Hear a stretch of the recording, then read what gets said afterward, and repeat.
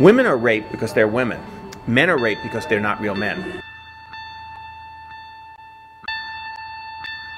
It's a way of dominating them. So it takes away their masculinity. So there's a kind of shame that men may feel that might be somewhat different for women.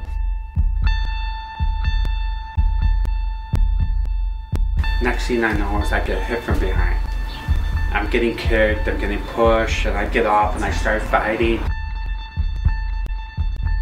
So after I try fighting them off, they pull a gun to me. Men often don't say to themselves, what could I have done to avoid this, except like kill him or, beat him up or something. 3 men in general had each raped me at gunpoint. They each took turns doing different things. They had me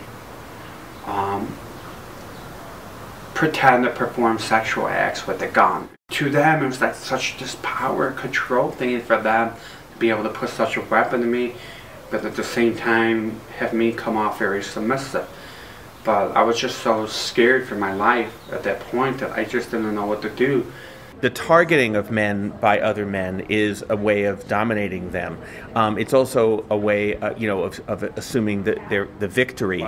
Going to the police department as a male and say, so-and-so happened to me. I mean, when they believe me. Started thinking, well, why don't I speak out? What was the one thing that I worried about the most?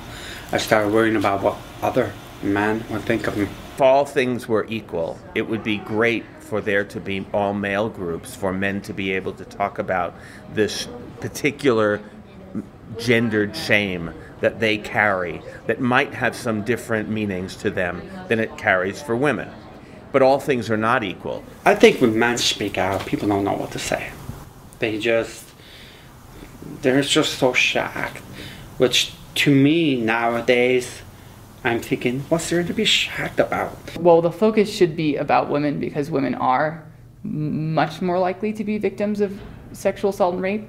If we do that in such a way that denies that men are a part of this equation, I would think that that's a problem and that that's somehow lessening our ability to actually create a safe space. They don't have the kind of cultural permission to talk about their feelings, because they see it as it's a weakness.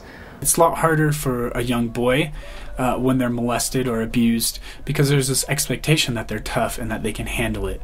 And so they may have to force themselves to put on that tough exterior, meanwhile on the inside they're crumbling. There's a lot of expectations in traditional gender roles that they just need to tough it out and deal with it. So when you have that attitude, it makes it a lot harder for these kids to recover or even come out with what's happened to them.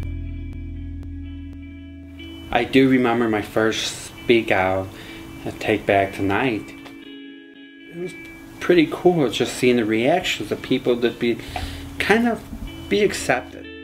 A lot of our ideas of masculinity are 50 years old and are kind of detrimental to our identities, to people around us. The more survivors speak out, the more people are going to realize out there that this is an issue. Men can break out of that man box and support other men. If men had been doing this or thinking about themselves in the same way that women have been thinking about their own social position through feminist theory, that men would be a lot more than what they are now. A lot more secure, a lot less likely to have the kind of frustration, identity issues that lead to sexual violence. When I look back at the work that I'm doing today, I kind of look at it as maybe a defining moment. Maybe there was a spirit that with me say, you know what? We need you in this world. We need you to go out there and make a difference. We need people to be able to hear your story. Not just hear your story, but we need people to be able to know that this is an issue that does happen out there.